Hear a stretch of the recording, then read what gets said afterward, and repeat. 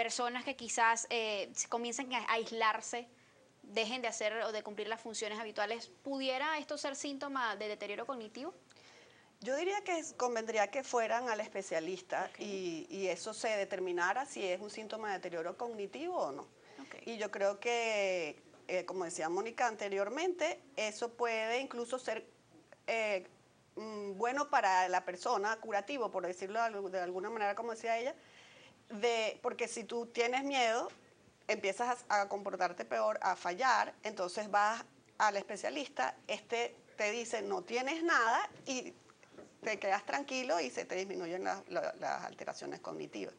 El especialista es el que va, sobre todo el neuropsicólogo, a determinar, a veces sin ni siquiera pruebas neuropsicológicas, con la clínica, que es todo el conjunto de síntomas, signos, todo lo que trae el paciente en la entrevista, te puede determinar incluso que no hace falta pasarle pruebas cognitivas. Yo creo que es importante resaltar que no toda persona que tiene miedo de sufrir o algunos trastornos cognitivos debe ir a hacerse pruebas cognitivas porque no hay capacidad para hacérselas y no hace falta porque este nerviosismo, me voy a hacer pruebas, es enfermizo en sí mismo.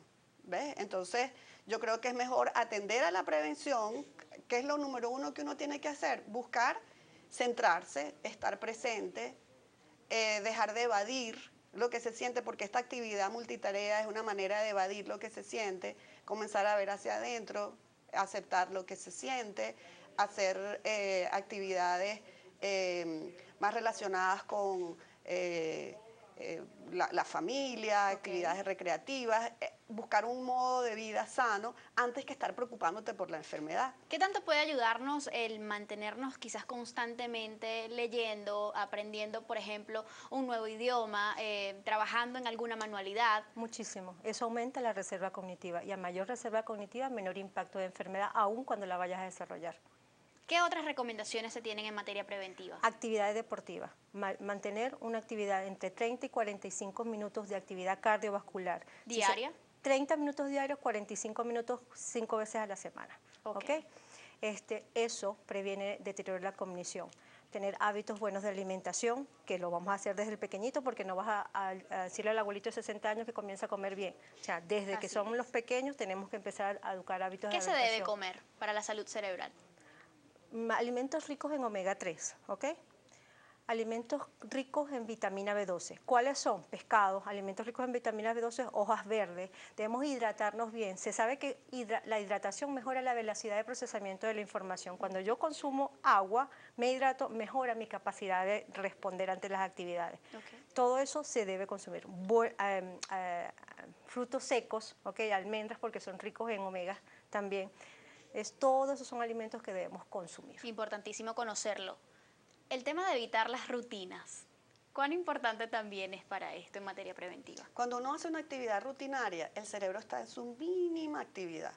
Tú lo pones en una tomografía por emisión de positrones y el cerebro está apagadito. Cuando tú haces una actividad totalmente nueva, que implique una exigencia cognitiva fuerte para ti, en la tomografía se ve todo el cerebro iluminado. Entonces, es igual que el cuerpo. Entonces uno lo pone a ejercitarse cuando quiere que mejore su funcionamiento y el cerebro también. Entonces uno lo pone a hacer actividades totalmente, no es que, ay, sudoku es bueno, crucigramas, no, si yo tengo toda la vida haciendo crucigramas, mi cerebro está apagadito cuando yo estoy haciendo crucigramas, porque es una actividad muy mecánica y rutinaria para mí. De hecho, el mismo dominó. Los pacientes a veces tienen una demencia avanzadísima y juegan dominó perfecto porque no han jugado toda la vida y lo hacen de forma automática. Hay padres que creen que quizás los videojuegos son contraproducentes en este sentido, pero es lo contrario en realidad. ¿Mantiene el cerebro activo? Mantiene el cerebro activo hasta desde al principio, cuando están aprendiendo el juego, pero cuando ya tienen mucho tiempo haciéndolo, es un juego automático que no implica ninguna actividad. Es decir, que es necesario para el tema de la salud cerebral reinventarse. Exacto. En cada momento, ser creativos.